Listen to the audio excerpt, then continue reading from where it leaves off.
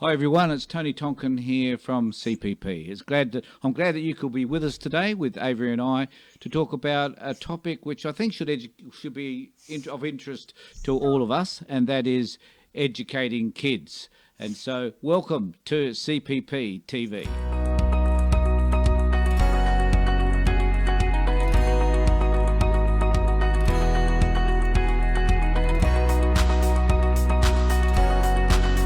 This is an opportunity today for all of you to pitch in and to have a conversation about what sort of things within the education system you would like to have changed that would best help your children to receive a better and more resounding education right across the board. Now, we've got some ideas that are important to CPP, and we will be discussing those with you throughout this session. But firstly, of course, I would like to welcome Avery to the team. Hi, mate. How you going? I'm pretty good.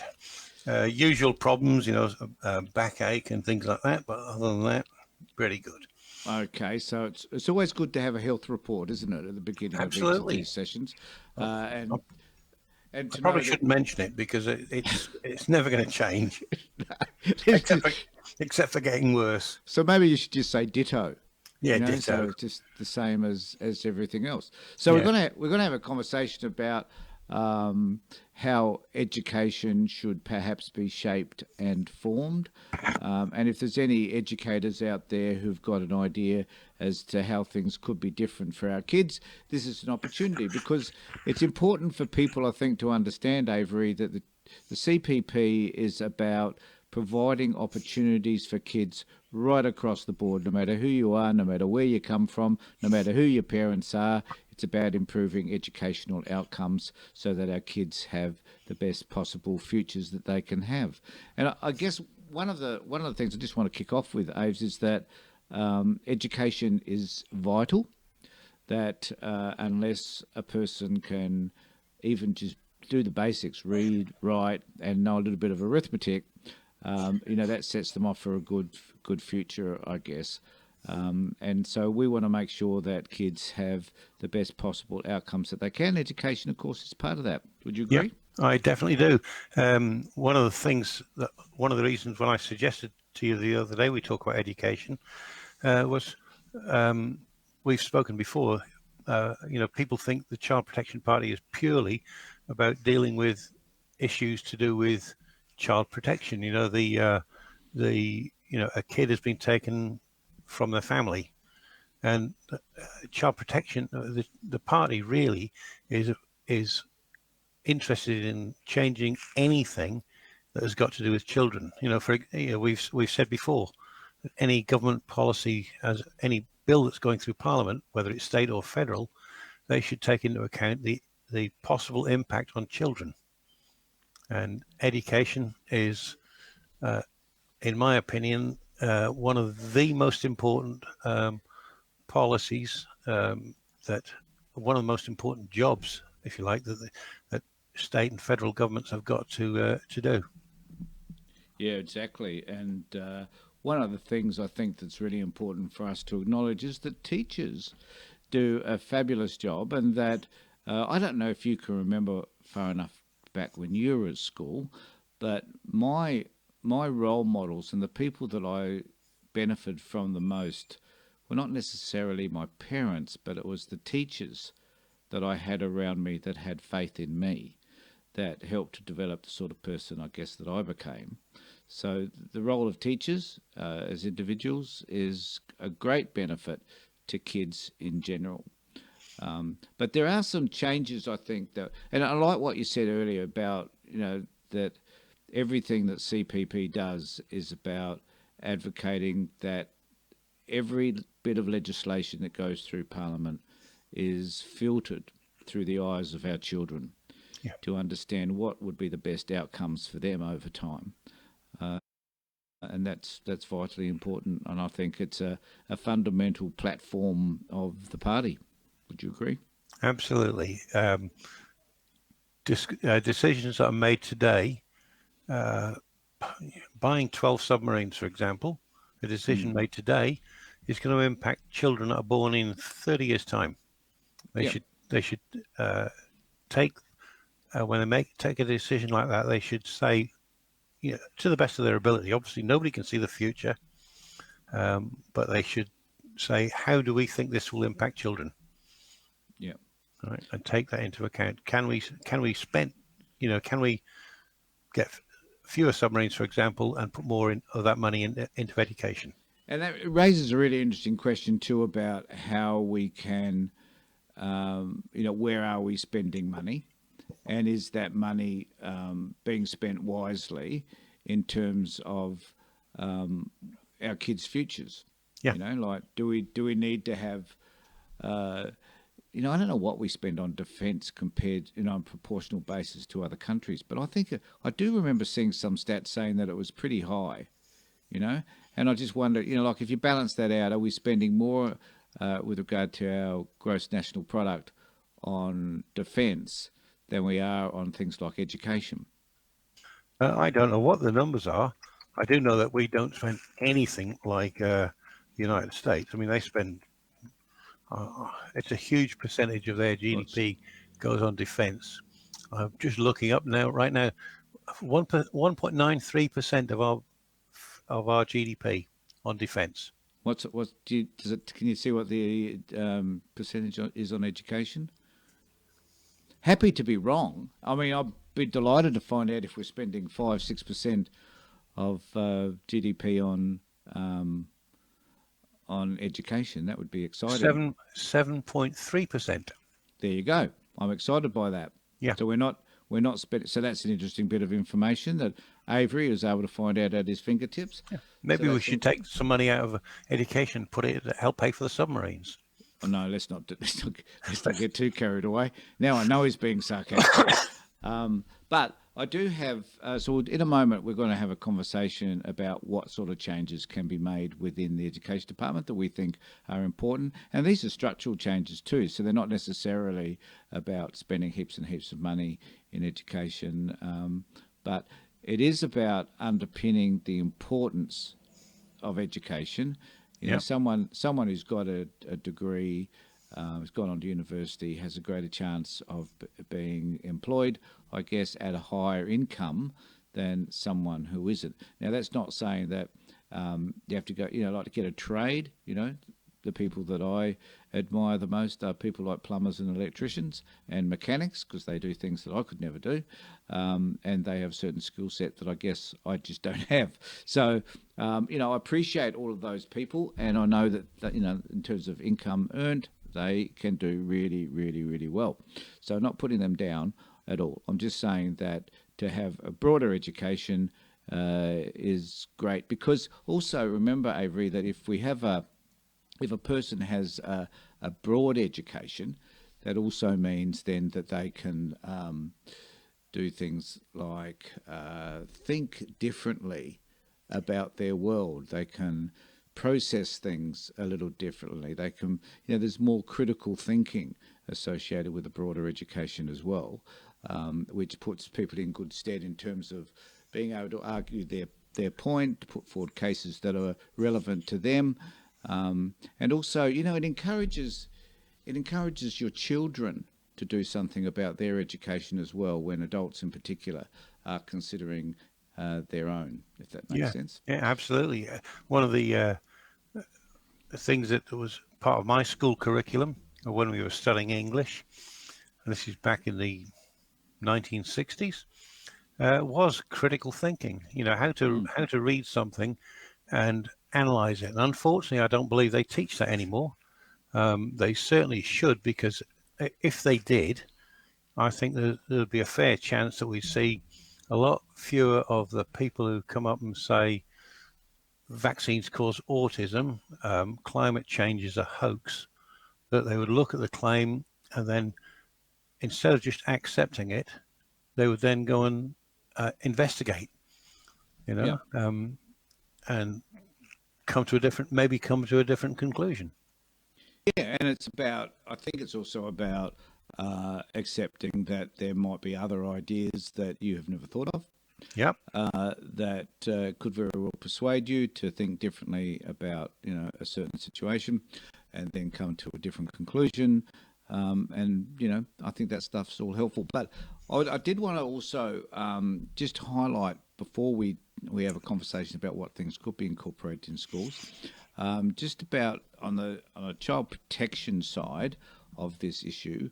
I have got there was a wonderful document that was sent to me by the Guardian of Children and Young People, and I do thank them for continuing to send us information that we find invaluable. And there's some graphs here that I think are really worth noting. So I'll just bring this up on the screen, and I hope people can see this. And it is about the Aboriginal and Torres Strait Islander students, and there's a comparison here between the proportion of Aboriginal children and young people in care compared with all Aboriginal students enrolled in Department of Education. And this is between 2009 and 2019, so I guess we can argue that it's pretty current. But as you can see on this graph, the percentage of Aboriginal children, which is those in care, which is the blue line, is far way above those. So they're performing. So the number of kids are performing worse within that bracket when they compared it with all Aboriginal students. So the issue that I wanted to make in regard to these statistics that we're looking at is that every child in the bracket with regard to their education, if they are in care, has poorer outcomes than do other children. Yeah. And I think that's worth noting. There's also stats with regard to students. Now, the one with the students with disabilities particularly concerns me because... Before you go on to that, can I Yep. just make one quick comment on that graph? Sure. That all those kids that are in care and having their and the way it's impacting their education, Yep. that is impacting their future. They're gonna be the kids that quite likely are going to grow up to be adults and end up in jail. I'm not saying they will, but they're not going to be able, because of their education is suffering. They're very likely to be ended up possibly unemployed, only able to get low-paying jobs. It's really damaging to their future.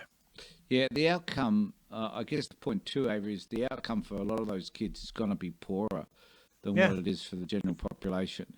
Yeah. And when we have a look at, we'll just have a look at this next one, which is students with disabilities. So what we notice here is that in the last year or so, between 2018 and 2019 anyway, that the outcomes for kids that are disabled that are also in care is far greater than those that all students with a disability. Now, the other interesting thing is that there has been a slight rise, as you might be able to detect by the yellow or orange line underneath. And so, for some reason, the kids with disabilities are now having worse outcomes. But the increase specifically amongst kids with disabilities that are in care has escalated over the last 12 months or so. So I think that's particularly important. The other one too, there's one just below that which I'll bring up, which is suspensions and exclusions. So certainly all children are excluded from time to time for misbehaving. But the suspension and exclusions of kids in care is extremely high. And there was a period between 2000 and 2014 when it was pretty extreme, and it's kind of petered out a little bit. It's sort of flattened the curve a little bit over time, but it's still quite high. And so one of the things I guess that we need to start to consider is, why are these kids in particular, when they're in care, why are they having such poor outcomes in relation to all the other kids that are similar to them, like the same age group, same age bracket, that sort of stuff. And those kids with disabilities, and those kids that are Aboriginal kids, it doesn't matter which bracket you're in, I guess. The point is that at the end of the day, these children are having worse outcomes than other kids. Yeah. And so the question we need to be asking ourselves is, why is it the kids in care specifically are having worse outcomes than other children. Yeah. So I think one of the things that we might need to consider is if that's happening, then there are postulated a few reasons, and one of them is that kids that are in care are either traumatized, hence the reason why they're in care from parents' bad behaviour, or the kids. I think the argument should be that kids that are in care are stigmatized by being removed from their family. Their self esteem, their sense of worth, where they fit into the world, has been devalued as a result of the experience of being removed from their family. And that in itself produces bad outcomes. Because if you're feeling crappy about yourself at school, the chances are that you're not going to be functioning as well as what you could otherwise. So I think, I don't know if you agree with that, but there's a whole host of reasons why kids are not functioning well at school. Well, being removed from your parents is definitely going to be traumatic. Yep. And trauma of any sort, from any source, is going to impact the way you act, the way you think, Yep. your behaviors, everything. It's if anybody was to say to me that taking a kid away from their parents is not going to impact their behavior, their education, etc., I would say they're deluded. Yep. Yep. Of course it does. And the other one too. So I'll just bring up this final one, which is another interesting. So I hope that people who have a look at this later on will think about education outcomes for kids generally. And we're looking at the moment at education in relation to kids specifically that are removed from their parents.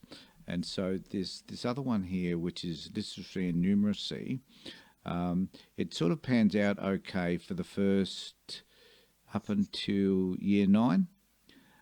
So it's pretty even across the board, years 3 to 7, and then or three is 3 to 5, and then from 7 to 9 though it changes dramatically.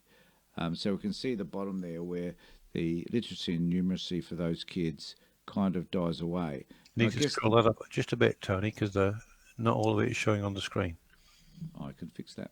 Sorry, there we go. Yep, thanks. So as you can see now, those thanks Avery. Those stats demonstrate to us that there is something happening for these kids once they reach high school. That means that either when they reach high school, they have not learned all the things that they need to learn, around arithmetic and all that other sort of stuff, reading and writing, and that they fall behind once they start to enter, once they start to turn 12 and 13. Yeah. Well, one thing you should bear in mind there is that once they reach the age of 12, they're starting to enter puberty, and that's going to have an impact on them as well. Yeah. How much of an impact it's going to have, whether it's going to drag it down from 74% for reading down to 52% for reading, I don't know. It might knock a few percentage points off. It might knock a lot off. I don't know. There is one comment here that they make on this site. They say data consistently demonstrates that children and young people in care who are in government schools, that's an interesting one, that are in government schools, achieve poorer outcomes on average in relation to performing at or above the NAPLAN national minimum standard.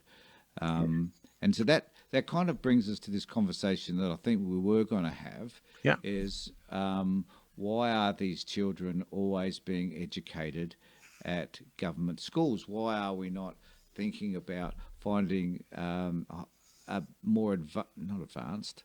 I'm not suggesting for a moment that public schools are the outcome that is necessary for every child, but I am suggesting that those children that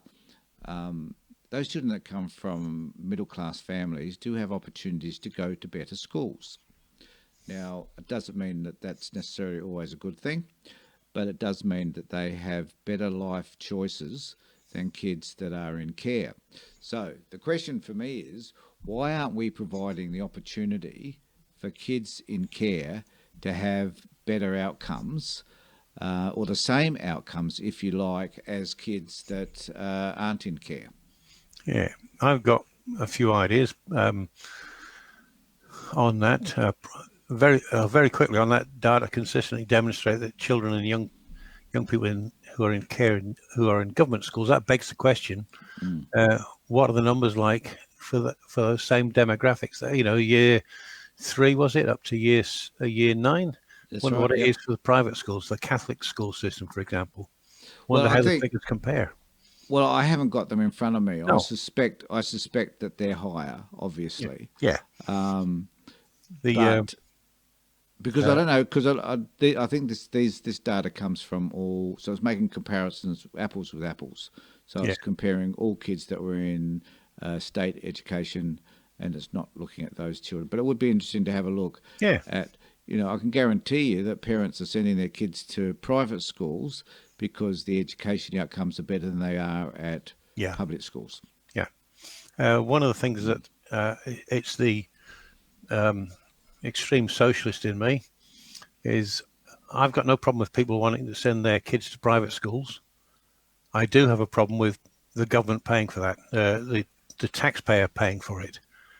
I think that if people want to send their children to a private school, let them pay for it, pay the full whack.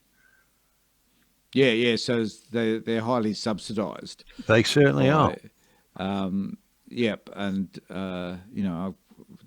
two of our kids uh, went to private schools.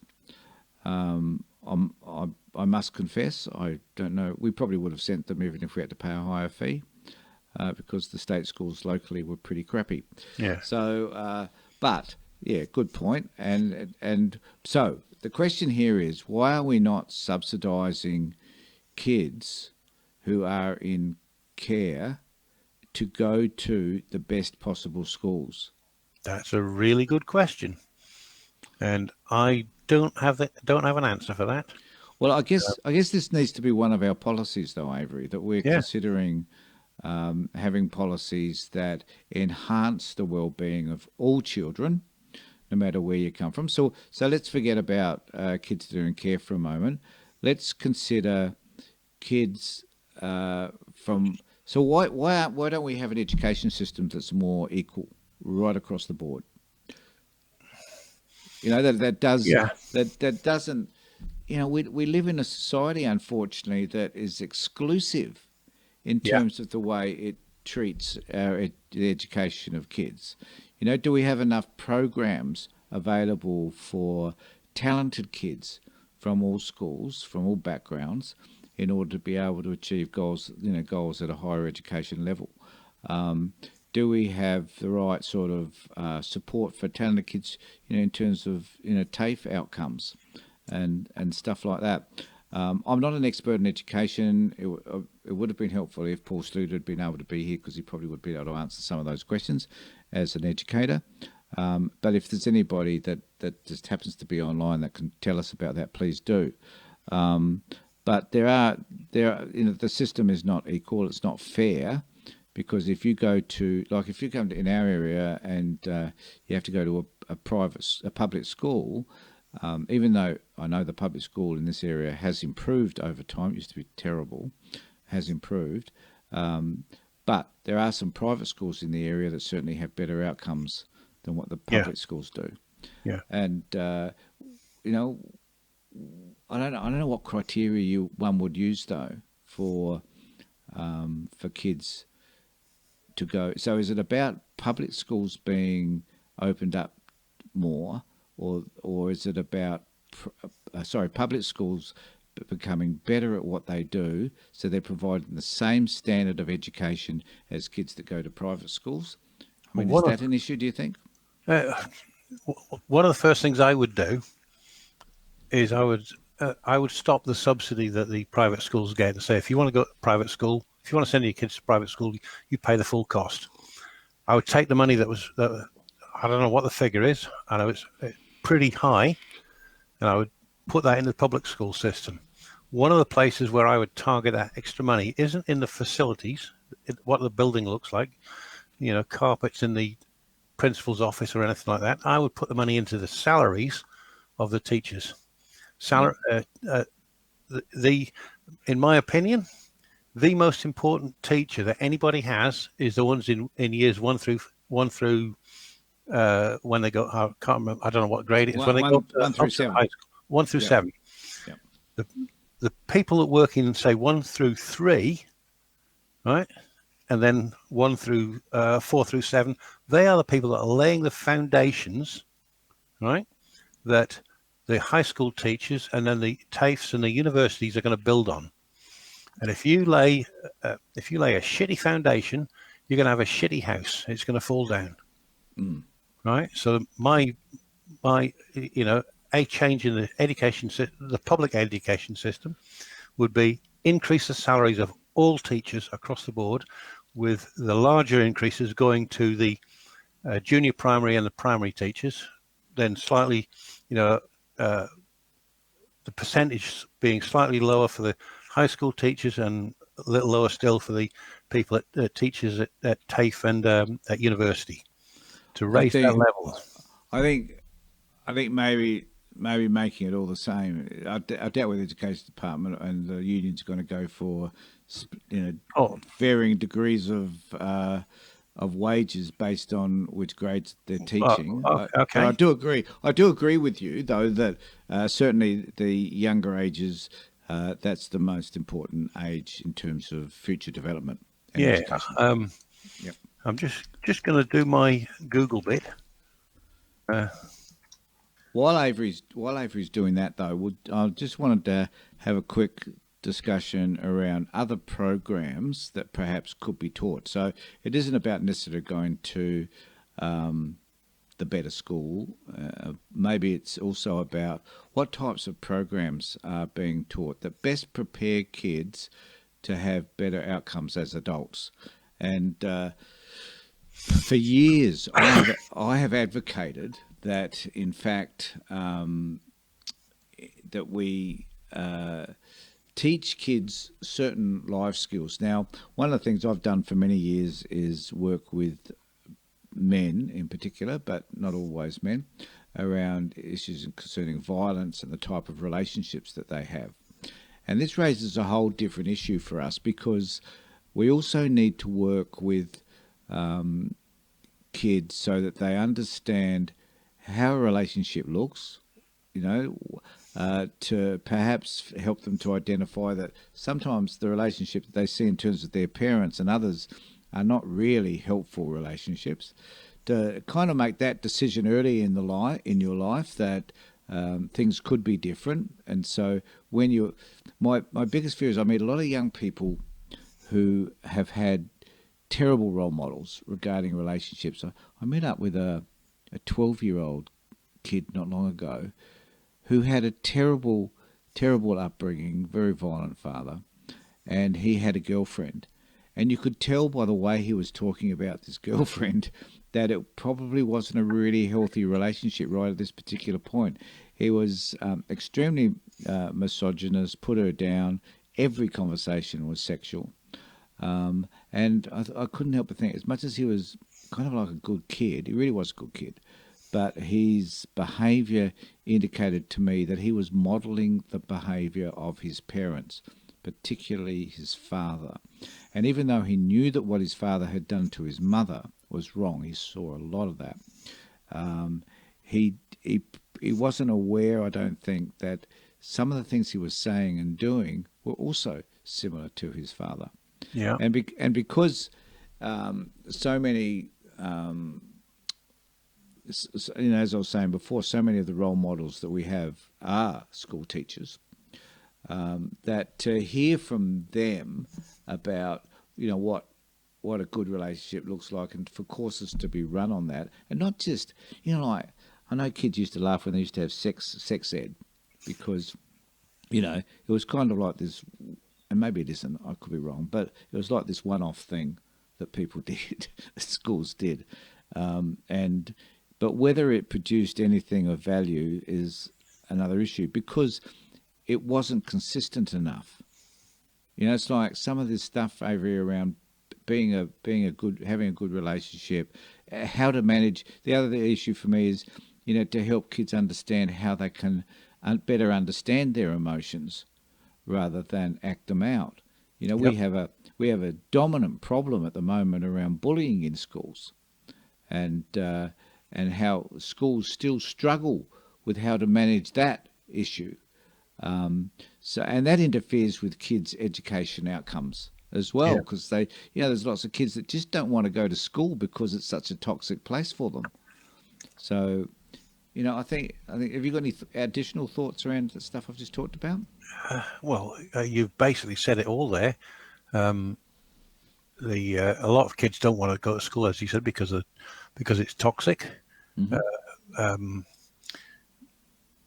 Yeah, I mean, from talking to some kids that I know around here, they tell me that it's an imposition on them. They want to go out and do other stuff. When my kids were at high school, which was in the 1990s, they wanted to. James and Luke didn't want to do it. They wanted to. They didn't want to leave school at 15. They wanted to go right through and finish year 13 or whatever, and try and get themselves a decent paying job, maybe go to university, etc. But a lot of their friends, they just wanted out, didn't care what it was, so they could go out and enjoy themselves. Yeah. It was a good school they went to. I found the thing that I was looking for on there. We were talking about salaries, Yep. Yep. and we'd also mentioned private and public education. Any teacher employed by a Department of Education here, average salary is 70 in the primary school. Average salary is 74,000. If they're employed by a primary school teachers employed in the Catholic school system, the average salary is 96,000. That says to me that the Catholic school system is going to attract more teachers because of the higher salary. All right. So what's the average? What do you know? What the average salary is within other private sectors? I haven't looked at that, but But we could assume. I guess we can assume from that perhaps it's higher as well. yeah, If we take the Catholic system as yeah, a benchmark. yeah. If you're a teacher and you want a job and you see that there's you want to teach junior primary school, and you see in a public school you're going to start at $64,000. That's the starting salary. I looked that one up as well. And you look at the Catholic school system, and the starting salary is 78,000. I didn't get that number, but I'm just making an assumption based on the average salaries for between the Department of Education and the Catholic school system. Yep. Which job are you going to go for? You're going to go for the one that's got a higher salary. Yes, and so there's another question there too, and again I wished Paul was here for this, is the standard of teaching. So because you have a higher salary, does that mean that you're getting better teachers, or you're just getting a larger amount of teachers applying for that one or two jobs? And does it mean that you then have the same, so you have teachers that lock into that because the salary is higher? Yeah. And are you getting better quality? Well, I guess at the end of the day, are you getting better quality teachers just because the salary is higher? The only way you could know if they're getting better quality teachers is if teachers were assessed annually and reports published about, not saying Miss Jones at that school, right, but saying doing a comparison of the performance of teachers across the board. Yep. That's the only way you could say, is it quality or quantity? The salary that's attracting them. Salary will be attracting them. But if a salary could attract someone who doesn't necessarily have the standards required. So I guess what you're saying is that it could be, unless the people are appropriately supervised and evaluated. Yeah. are they getting, are even the private schools getting value for money? Yeah. Because the public schools, so this raises another question. Why are we not rewarding really good teachers within the public school system? And do those good teachers, because they're not being rewarded financially, find their way into the private school system, which means that they're lost to the public schools? Yeah. The thing you're saying about a bonus there, the average primary school teacher salary in Australia is 67,838. That would be, and it's saying primary school teacher in Australia. So I'm assuming that would include the Catholic school system, for example, Yep. and the public system. They get a bonus of between $100 and $1,628 What, a year? a year. You raised, so it's what you said before, Avery, though, where so it verifies what you said, I think, earlier, because the responsibility and the possible outcomes that come from a really good teacher who engages with the kids and stuff in the earlier years is going to set a fabulous foundation for the children for later on. Yeah. One of the, I haven't been to school, primary or secondary or anything like that since the 1960s. But one of the things I remember, and I hope it's different now, is that a kid would, they'd ask the math teacher, they're talking about quadratic equations, and they'd ask the teacher, "What's this for?" And the teacher would say, "You need it for the exam." Right? That's a pathetic answer, because what the kid doesn't know that the question they should be asking is, when I leave school, how will this help me? And the teacher, right, that's what they should be asking. The teacher should know that this is what the kid is really asking.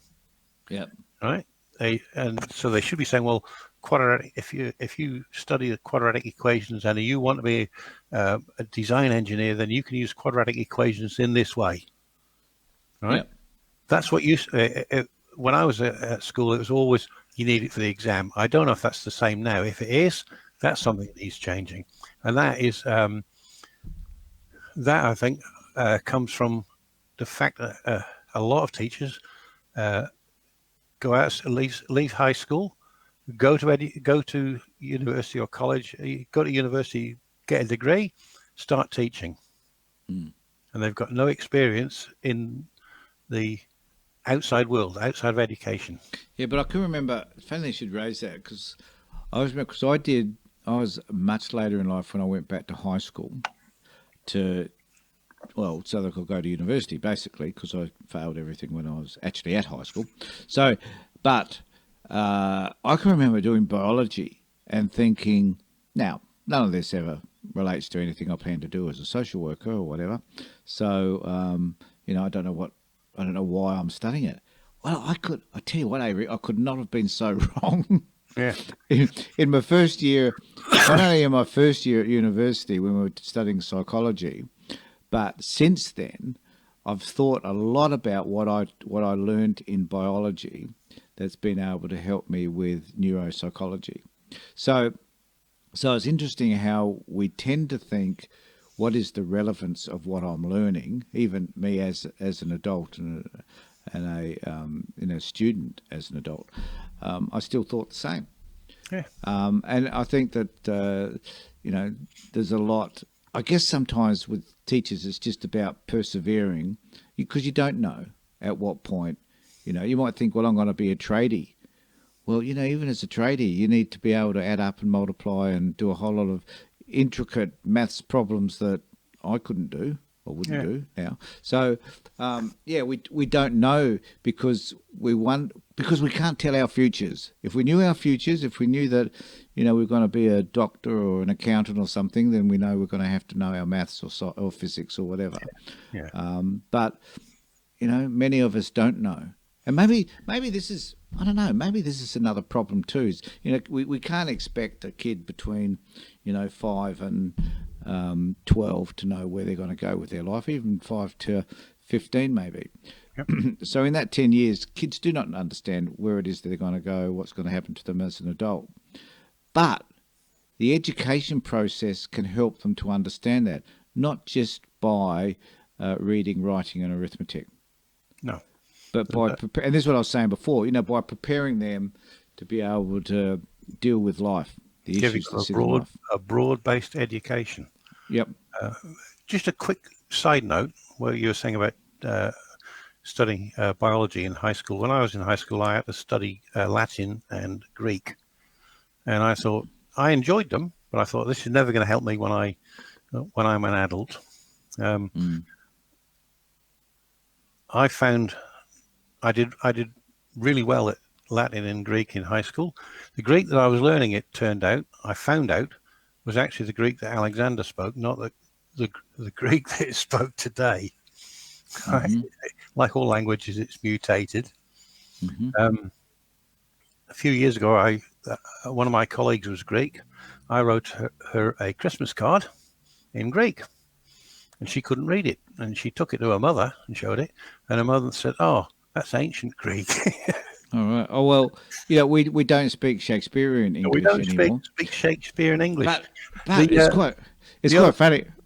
Sorry, Avery, go on. Then I'll say no, something. just going to say the other thing about that is I found that even though I didn't go on to use them, I read a lot of scientific papers and that, and there's all these Latin they're not Latin. The real name is Linnaean, but I go and read all these terms, and because of the fact that I studied Latin and Greek, I don't need to go and look up what those words mean. I'll see some long word that's Latin-ish, and I can pick out the bits and pieces in it. I had a colleague of mine who happened to be Greek, actually, came to me one day and said, "Look, I've got some information here, and I need it. I'm just wondering." She says to me, "I don't know why she asked me." She says, "Do you know Greek? Because I need this translated into Greek." I said, "Yeah, sure. I'll get it back to you in a few minutes." Went back, had a Google Translator, punched it in, and came up with the Greek response. I don't think grammatically it was correct, and I wouldn't know, but I just think these days, do you need to know Greek? Because you can translate everything thanks to Google. I'm most grateful for you. Well, the thing is, that you learn a subject like that, right? As I say, I learned Latin and Greek. It gives you it's one of the things that gives you a broad-based education. Yeah. And a broad-based education means that your prospects are that much wider for what you can do in the future. Actually, one of the best courses you can do at university is a liberal arts course, because it covers all. It's not specific. It's extremely broad. And covers all that stuff that we need to talk about, particularly critical thinking. Yeah. So and presents you with, I guess, a whole range of different views of the world that perhaps you've never had before. Yeah. So, look, I hope we haven't had all that many people log on, Avery, because this topic has not been all that topical for some particular reason. Yeah. But I guess the important thing is that the CPP is really about focusing on issues generally around kids. So we're going to have. Do we have a topic for next Tuesday? I believe we've got a guest coming on. I'll have to check on that. So to confirm that, we won't say who that is right now. Yeah, we won't say who it is, and we won't say what we'll be talking about, because at the moment I can't remember who it is. We'll have to remind ourselves. Have to re-look at that Zoom meeting from the other night. Yeah. But we do have some fabulous topics further to talk about later on that will be of interest to people. Yes. Look, I know that if you do happen to switch on to this video, look, I understand that there are certain things that stir people up, and sometimes when Avery and I get, very emotional about topics, that seems to create a lot of interest. But we're not always about just those, the child protection things and stuff, because there are other topics that we need to talk about. I want to have a conversation about youth suicide. at some point. Mental well-being of kids and services that are or are not available for them. There's the disability sector. What happens to kids that are disabled and how they're challenged at school and elsewhere? Yeah. There's stacks of issues relating to outcomes for kids that concern the Child Protection Party. So, and if you're interested in any of those topics and you want to have a conversation with us, Avery, we suggest that people contact you and have a conversation with you about coming online. We had someone last week? Last Thursday.